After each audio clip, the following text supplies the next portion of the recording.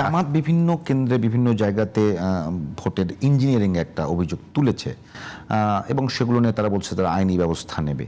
এইটা কি দুই দলের সম্পর্কের মধ্যে কোনো ব্যত্যয় তৈরি করবে কিনা? আমি মনে করি এটা করবে না। কারণ হচ্ছে যে রাজনীতিক ক্ষমতায় যখন কেউ যায় তখন তাকে অনেক হিসাব নিকাশ করেই কিন্তু পথ চলতে হয়। সেই জায়গায় বর্তমান বিএনপির চেয়ারপারসন যে কথাগুলো বলছেন সেটা খুবই গুরুত্বপূর্ণ। আমি মনে করি যে দেশকে এগিয়ে নিতে গেলে এই ধরনের অভিযোগ তো অতীতেও ছিল এবং এগুলো আইনিভাবে মোকাবেলা করাই হচ্ছে উত্তম কাজ। এবং জামাত যে অভিযোগগুলো করছে ইলেকশন ইঞ্জিনিয়ারিং ক্ষেত্রে সেগুলো সমস্ত আসনে কিন্তু তারা করে নাই, যতটুকু আমার নলেজে এবং আছে। এবং যে সমস্ত জায়গায় ইঞ্জিনিয়ারিংটা হলো সেখানে আইনি পদ্ধতি আছে। আইনি পদ্ধতির মধ্যে তারা কমপ্লেন করবে, ভোট রিকাউন্টিং করার সুযোগ আছে। যদি সে কমিশন সেটা না মানে তাহলে হাইকোর্টের সুযোগ আছে।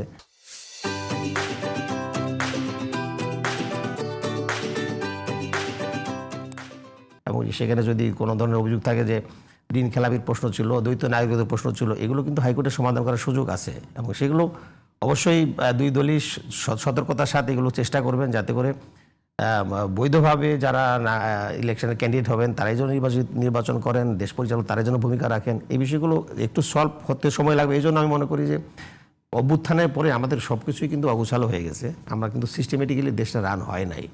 এই ধরনের 17-18 মাস যেভাবে চললো, ইউনূস সাহেব চেষ্টা করেছিলেন যে একটা সিস্টেমেটিক ওয়েতে সংস্কারগুলো ঠিকমতো আসবে, কিন্তু সে জায়গায় আপনি যেটা ঠিকই বলেছেন যে নির্বাচনের যুদ্ধে তো সবাই বিজয়ের জন্যই চেষ্টা করে, তাই না?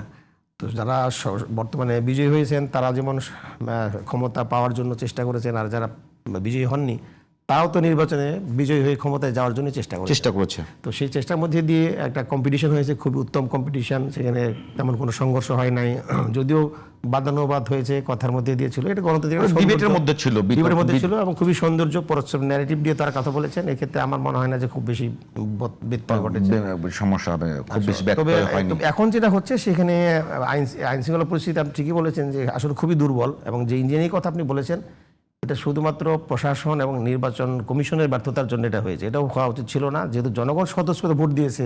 তাদের কাউন্টিং সহ পুলিং এজেন্ট কাউন্টিং পরবর্তী যে ম্যানিপুলেশন খবর তারা বলছেন যে আমাদের নির্বাচনের রেজাল্ট 1 ঘন্টা 2 ঘন্টা স্থগিত করে দেওয়া হলো।